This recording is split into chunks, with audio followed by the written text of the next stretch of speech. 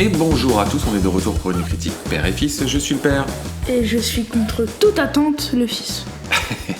Petit épisode estival, donc vous l'avez remarqué, on était un peu en pause, parce qu'on n'était pas beaucoup ensemble. Un peu en pause, ça change de d'habitude. Ça change de d'habitude. Non mais là on a des vraies raisons, on n'a pas été beaucoup tous les deux. C'est vrai. On a vu des films pas mal, on a fait pas mal de films séparés. Ouais. Chacun de notre côté. Et t'as vu plus de films que moi. Et j'ai vu plus de films que toi. Il y a pas mal de films que j'ai vus que tu n'as pas vus, donc on peut pas les faire. On va faire un petit épisode un peu récap après celui-là qui sera particulier. Mais celui-là, c'est l'un des films de l'été qu'on voulait absolument voir, qu'on a vu quand même tous les deux, qui est Évanoui, Weapons en anglais. Le nouveau film Weapons. C'est pas Weapons, c'est pas la même langue. Le nouveau 7,9. Ouais. Le nouveau film de Zach Krieger qui nous avait fait Barbare sur Disney+, qui est un peu le nouveau petit chouchou du film d'horreur. Et je n'ai pas de pitch français, donc je vais le faire moi-même. C'est l'histoire d'une classe dans une petite ville des États-Unis. Et un soir, une nuit, à 2h et quelques du matin. 2h47 ou 57. Non, 47. Ouais, je sais que c'est 7 à la fin. 2h et quelques. 17 enfants. Ah non, 2h17, c'est ça. 2h17. 17 ou 18 enfants, je ne sais plus. Non, 17. 17 disparaissent, sortent de chez eux et disparaissent. Et de cette classe, il ne reste donc plus qu'un seul enfant et la professeure. Et de ce point de départ, on va suivre ensuite différents points de vue de manière assez polyphonique, dans lequel on va suivre tour à tour plusieurs personnes qui sont associées à cette histoire pour comprendre ce que sont devenus ces enfants. Mais plus important encore, la conséquence sur la ville, sur ses habitants. Ça traite quand même beaucoup de... comment on appelle ça, de rumeurs, de comment on peut, je dirais fake news, mais c'est pas vraiment fake news, c'est plus la construction de la rumeur, comment tout le monde se suspecte les uns les autres, voilà. Est-ce que ça te va comme pitch ? Oui. Oui, bon. Mon fils, qu'as-tu pensé de Évanoui ? Ce film m'a frustré. Je n'en dis pas plus pour l'instant. D'accord. Ah bah oui, c'est... très bien, frustré. Et moi, qu'est-ce que j'en ai pensé ? J'ai trouvé...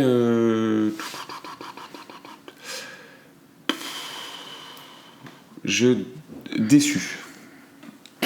Voilà. Déçu. Je trouve que c'est un bon film. En fait, le truc, c'est que j'ai adoré la première partie du film. Vraiment. Je l'ai trouvé excellente. Et puis il se passe un truc aux 2/3 du film. Et pour moi, à partir de ce moment-là, tout s'effondre. Il y a un changement de tonalité dans le film très fort. En fait, c'est comme s'il changeait de ton complètement, comme s'il passait du drame à la comédie. Et moi, j'ai pas du tout acheté ça m'a complètement sorti du film. Moi, je trouve qu'il y a juste un gros problème d'ambiance dans ce film. Et si tu changes ce problème d'ambiance, c'est-à-dire le fait que pas assez de choses se passent la nuit, il y a un énorme problème de musique. Et il y a 2-3 scènes qu'il faudrait enlever. À partir de ça, moi, je trouve que ça aurait pu être un film juste qui vaudrait ces 7,9 sur IMDb. Bon, du coup, on bascule tout de suite sur le scénar. C'est un film qui reçoit des louanges, qui est adoré. Alors, je fais juste une petite parenthèse. On a eu un été quand même assez pourri sur les 3 gros blockbusters de l'été, c'est-à-dire Superman, Jurassic World et les 4 Fantastiques. On peut pas dire que ce soit un été particulièrement bon, parce que nous, on n'a pas du tout aimé ni Superman, ni Super World, ni Jurassic World. Celui que j'ai préféré, moi, de ces 3-là, c'est les 4 Fantastiques que j'ai trouvé corrects. Et moi, je l'ai pas vu. Et toi, tu l'as pas vu. Mais en revanche, on a eu 3 super films d'horreur, et je mets quand même Évanoui là-dedans. Ça a commencé avec Bring Her Back, qui est Substitution en français, que tu ne verras pas, parce que pour le coup, c'est beaucoup trop hard. Ça a enchaîné avec Évanoui, donc, celui qu'on est en train de traiter, et ça a continué avec Together, que j'ai vu aussi et que tu vas aller voir. Ouais. 3 films, 3 propositions de films d'horreur très intéressantes, avec à chaque fois des scénarios et des points de vue vraiment d'auteur, enfin vraiment des très chouettes films tous les 3, très différents. De ces 3 films-là, c'est Évanoui qui ressort comme le meilleur en termes de critique, de succès, c'est un carton ce film, etc. Moi, je trouve pas que ce soit le meilleur des 3, loin de là. En revanche, ce que je lui donne, et parenthèse fermée, c'est que son point de départ et sa première heure est pour moi excellente. Vraiment. Je trouve que le point de départ est génial. La scène des gamins, donc c'est la première scène, on spoil rien, en mode conte, dans lequel ils sortent tous de chez eux et qu'ils partent un peu, tu sais, ça m'a fait penser à cette scène dans Pinocchio, dans lequel t'as, tu sais... je connais plus Pinocchio. Pinocchio, tu sais, t'as une scène dans laquelle t'as un mec qui fait de la musique sur une petite flûte, et t'as tous les enfants qui le suivent. Moi, j'ai la même scène, mais dans Scooby-Doo. Bon, bah voilà. Bah, chacun ses références. Elle était top, cette scène. Et ensuite, moi, je savais pas du tout que ça allait être un film sur des points de vue, sur lequel tu as plusieurs parties et différents points de vue. Et ça, moi, j'adore. C'est une structure narrative que je trouve hyper intéressante. Mais moi, je trouve que là où tu te trompes, c'est le fait que tu dis que juste la première partie était très bonne. Je trouve, pour moi, je le redis, je vais le dire pendant toute cette critique, que, en fait, le problème, c'était vraiment le fait que la fin du film se passe le jour et il y a un immense problème de musique. Si on nous donne ce film... C'est quoi le problème de musique ? Parce que pour le coup, je le revisualise pas, ça. Je t'assure, c'est justement... En fait, il n'y a pas assez de musique. Ah, il n'y a pas assez d'ambiance. Le problème, c'est l'ambiance musicale qui manque, tu dis. Oui et non, parce qu'il y a des musiques, mais qui sont nulles. Tu mets des musiques à la Alien ou à des films d'horreur ouf, genre Us, des musiques d'horreur genre une ambiance Us. musicale puissante. Non. Enfin oui et non. Mais bon. Non, mais continue, je voulais pas te... Excuse-moi.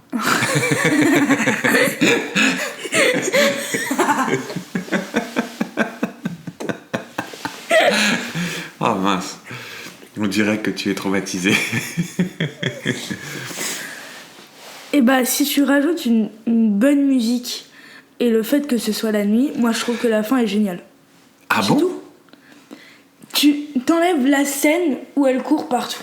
Alors attends, alors on fait le warning. Donc ceux qui ne l'ont pas vu, arrêtez le podcast maintenant, revenez nous voir plus tard. On fait l'alerte spoiler, on va spoiler parce que je pense que c'est difficile de critiquer ce film sans faire ce spoiler-là. Donc alerte spoiler, quittez-nous et revenez plus tard. Donc, en fait, ce qui se passe, c'est qu'aux 2/3 du film, on a un personnage qui est introduit, qui est le personnage de la tante du seul gamin qui n'a pas disparu dans la classe. Qui, pour moi, est un personnage qui n'a rien à voir avec le ton du film. C'est un personnage qui est grimé, qui est très, très... qui est très, très maquillé, mais qui est maquillé d'une manière absurde, trop. Et en fait, on comprend assez vite que c'est une sorte de sorcière un peu bizarre. Et tout ce qui entoure ce personnage, c'est comme si, en fait, t'avais un film d'horreur très sérieux, très dramatique, assez conceptuel et assez puissant. Et d'un coup, tu prenais un personnage d'un film burlesque ou d'un film gore un peu étrange, genre, je sais pas, moi, ça m'a fait... genre Branded ou Evil Dead, tu vois, un personnage de Evil Dead, et tu le mettais dans ce film-là, mais pour moi, c'est comme si tu mets de l'huile dans de l'eau. Les deux ne se mélangent pas, ça ne peut pas fonctionner, c'est pas le même ton, c'est pas le même film. Ce personnage ne vit pas dans le même univers que ce qu'on a vu jusqu'à maintenant. Et moi, ça m'a complètement sorti du film. Je me suis dit, mais qu'est-ce que c'est que ce personnage ? Tu vois ce que je veux dire ? Oui, je vois, même si je suis pas forcément d'accord. Parce que tout le long du film, tout le traitement du film est très sérieux. Oui, mais Tu n'as rien de burlesque dans le film, jamais.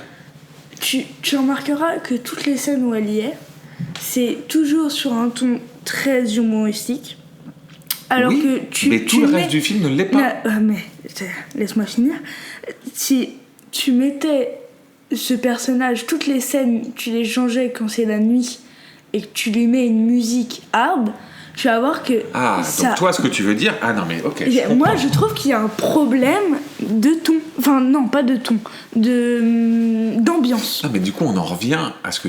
Donc toi, tu aurais changé ce personnage-là. Ce Non. personnage-là, il fallait le rendre plus terrifiant. Non, moi, je parle de l'ambiance. Je t'assure qu'on dirait...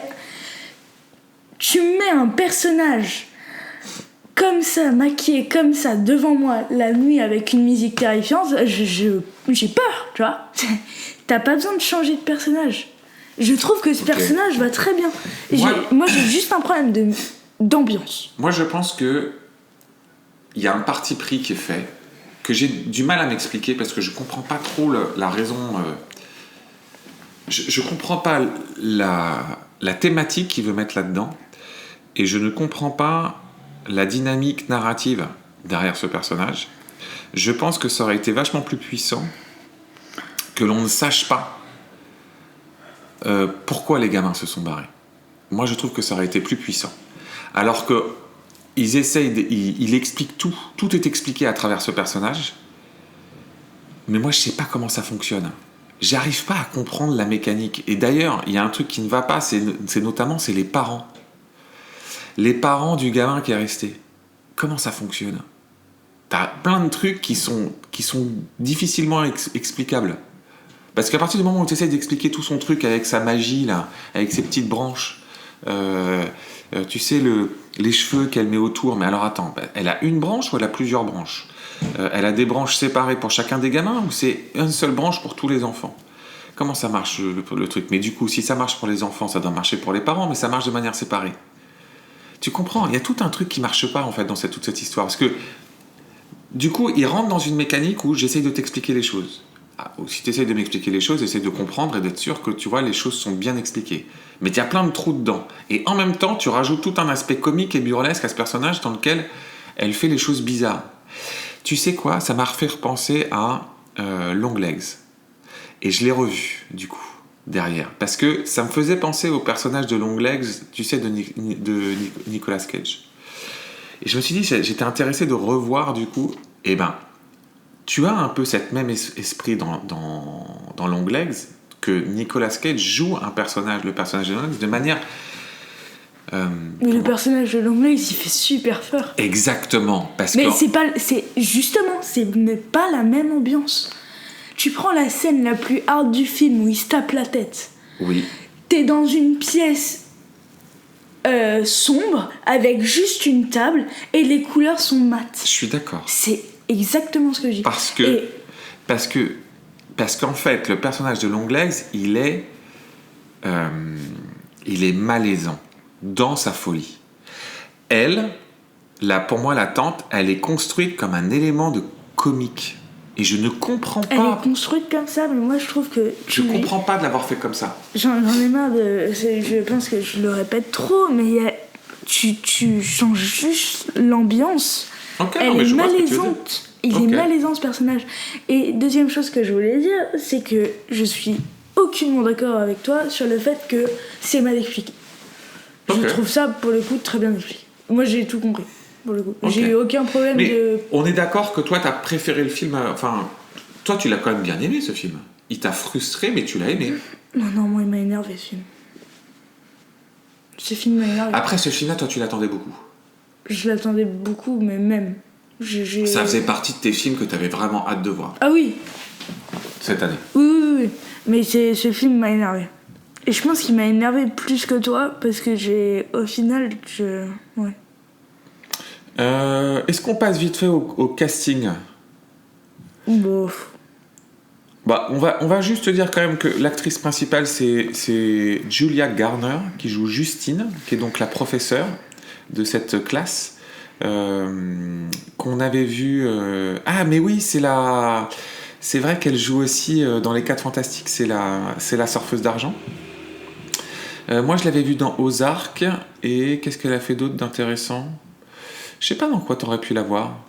Tu la connaissais, l'actrice? Non. Ouais. Non, je pense pas qu'on l'avait vue. Moi, je l'avais vue aussi dans Americans, mais bon. Écoute, je l'ai trouvée pas mal, cette actrice. Ouais, c'était pas mal. Un problème de coupe de cheveux, mais à part ça, je l'ai trouvée vraiment pas mal. Non? Ouais. Elle jouait bien. Moi, j'ai trouvé qu'elle jouait bien le rôle. Oui. Ensuite, on avait Josh Brolin, qui joue Archer. Bon, moi, j'aime beaucoup Josh Brolin. Je trouve que c'est un super chouette acteur, qui a une énorme carrière, puisqu'il a démarré dans les Goonies dans les années 80. Donc, autant dire que... Et c'était Thanos, Josh Brolin. Wouhou. Oui, certes. Mais si on veut parler de ses films célèbres, on a aussi No Country for Old Men, Inherent Vice. Il était dans le troisième des Men in Black, des Deadpool 2, etc. Ouais. Mais chouette acteur lui aussi, qui porte bien le film. Sincèrement, je sais plus qui c'est, Archer. Tu sais, c'est le père d'un des gamins. Lui, c'est le deuxième qu'on suit. Okay. Ensuite, on a Alden Ehrenreich qui joue Paul. Ouais. On a Scarlett Cher qui fait le narrateur. Non, mais après, il n'y a pas d'autres vraiment personnages connus. On a Benedict Wong quand même qui joue Marcus, qui est le... Benedict Wong, tu sais, c'est le sidekick de Doctor Strange. Et son personnage, c'est le directeur de l'école. Et non, ce que je voulais, c'était la tante, c'est qui? Gladys, voilà. Donc, le personnage de Gladys est joué par Amy Madigan, qu'on connaît pour... Je ne sais pas. On sait que c'est la femme d'Ed Harris. Voilà. C'est IMDb qui nous le dit. Moi, j'avais déjà dû la voir dans d'autres trucs. Ah, elle est dans Gone Baby Gone. Ok. Mais voilà. C'est le fameux personnage de la tante que moi je trouve raté. D'un point de vue de la réalisation de notre cher Zach Krieger, dont on connaît déjà le prochain film, donc il a fait Barbare, qu'on avait trouvé chouette. Moi j'ai beaucoup aimé Barbare. Ouais, moi aussi j'aime beaucoup Barbare. Je trouve quand même que Barbare finit bizarrement. Je trouve que... Et Barbare avait déjà cette mécanique d'avoir un ton qui changeait à la fin. Oh non. Ah si, ça changeait un peu à la fin. Mais on sait déjà que son prochain film, ce sera une nouvelle adaptation de Resident Evil. Ok, parce qu'il a fait un film... Oula. Mars. Ouais, je sais pas ce que c'est. Mais pourquoi il y a pas évanoui dans son truc? Si. Évanoui. Bah non. Non, mais parce que là, c'est... il faut que tu mettes juste à la réalisation. Hop, si tu mets que la réalisation et tu mets les précédents, hop, évanoui. Très bien. Voilà. Je pense que les auditeurs ne comprennent absolument pas ce qui se passe. Et le prochain, c'est Resident Evil. J'apprends à mon fils à utiliser IMDb. Ouais, bah je pense qu'on coupera au montage. Bon, je trouve que c'est un super chouette réal, pour le coup. Superbe. Plein de très chouettes plans, d'ambiance. Malgré tout, t'as les deux tiers du film. Bah non, pas l'ambiance, du coup. Bah, moi, il y a les deux tiers du film que je trouve top. Vraiment. J'adore. Il y a une scène, par exemple, qui me reste en tête. J'aime beaucoup la scène j'aime beaucoup l'intro. Toute l'intro, j'ai trouvé ça génial. Mais il y a une scène en particulier que j'ai trouvé vraiment puissante. Ah oui, l'intro. C'est quand l'actrice, elle est en train de faire le plein de sa voiture. Et que tu as le personnage de Benedict Wong qui lui court dessus. Alors, punaise, cette scène-là, elle est hyper bien cadrée, elle est hyper bien construite. Ouais, c'est pas mal. C'est pas mal, hein? Non, qu'est-ce que t'en as pensé? Oui, non, je suis d'accord. Ouais, ça s'arrête là. Wow. C'est détaillé. Ouais. Très bien. Il n'y a pas un plan, une scène que t'as gardé en mémoire que tu veux développer? Si, moi j'ai bien aimé la scène. Enfin, en fait, j'aime bien ce plan-là, parce que la scène est nulle. Mais le plan où, tu sais, la grand-mère court, la tante court, partout. Ah, à la toute fin. Ouais. Sauf qu'il y a un plan où t'as premier cadre, sur la tête, tu sais, il y a un enfant qui court comme ça, sur elle. à l'intérieur des maisons. Des maisons. Ouais. Ce plan-là, je le trouve ouf. Et ça, c'est par exemple... Et alors, super exemple. Je suis d'accord. Toute cette séquence-là, elle est hyper bien filmée. Elle est hyper intéressante, cette séquence. T'as vraiment un truc qui est très conceptuel sur le fait que les enfants sont des armes, les weapons, quoi. Tu vois, et c'est hyper... Weapons. Pas weapons. C'est pas la même langue. C'est des weapons. C'est des petites weapons, tu vois, qui courent comme ça derrière. Donc, si tu prends cette scène, tu la sors, tu regardes que ça, tu trouves la scène hyper réussie. Mais le ton de la scène... Et tu changes la musique. Ah. Tu peux changer la musique. Mais le ton de la scène ne va pas avec le début du film. C'est pas le même film. C'est pas le même ton. Mais je suis pas d'accord. Ah oui, bah oui, du C'est coup, pas oui, le c'est même pas ton. le même ton. C'est pas le même ton. À cause de la musique. Et parce à cause que du ton aussi. Parce qu'il y a un ton comique. tu dans changes cette la scène. musique, tu changes le ton. Ça vient avec. Et je vais même te dire, la mise à mort de Gladys, elle est Elle est dans... ouf. Non mais elle est ouf. T'as juste à changer la musique. Là, ils te font un truc super en mode drôle. C'est ce que je te dis. Ils Oui, le font en mais- mode drôle. C'est pour ça que je te dis qu'il faut changer la musique. Non, mais en fait, on tu est d'accord. changes la musique et tu changes le ciel. Ça te fait une scène ultra hard et ultra cool. Ok, j'entends. Non, mais au final, on est d'accord. Non? Oh merde. J'ai tenté la réconciliation finale, mais ça n'a pas marché. Pour quel âge? Donc, c'est un film interdit au moins de 12 ans. Ouais, 12. Mais pas avec avertissement. C'est 12 avec l'avertissement sur MDB. C'est 12 avec... Pour moi, c'est un moins de 12, quoi. Ouais, c'est 12 un peu tapé. Je trouve, dans les 3 qu'on a cités là, c'est le moins hardos des 3. Ah bon? Ah oui, bah oui. Together est plus dur. C'est un 12 avertissement, lui, pour le coup. C'est un 12 bien tapé. Et le Bring Her Sauf que je l'ai Back, pas le vu. substitution, lui, c'est un moins de 16, mais c'est un moins de 16 qui est terrible. Vraiment. Il est très, très, très, très dur. Donc, attention aux âmes sensibles pour substitution. Bah, de toute façon, là, on va faire un petit rapport de substitution et de... Ouais.